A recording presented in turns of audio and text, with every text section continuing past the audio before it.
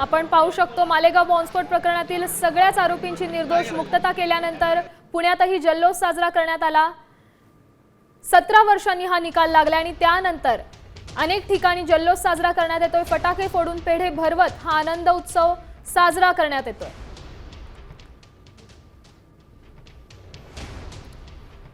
आपण आता दृश्य पाहिली ती पुण्यातील दृश्य होती। कर्नल पुरोहित यांच्या घराशेजारील दृश्य होती। फटाके फोडून पतित पावन संघटनेकडून हा जल्लोष साजरा करण्यात आला। फटाके फोडण्यात आले। त्या दिवशी या खटल्याचा निकाल लागला। नक्की कोणी काँग्रेसला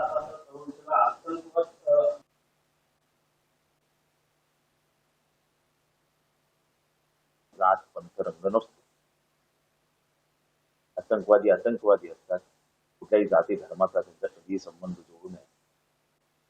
तो उशिरा सुचलेलं शहाणपण जर त्यांना आज सुचत असेल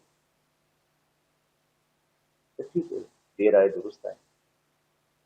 मुख्यमंत्री म्हणतात की सत्तेकधी पराभूत नाही होत किंवा पराजित नाही।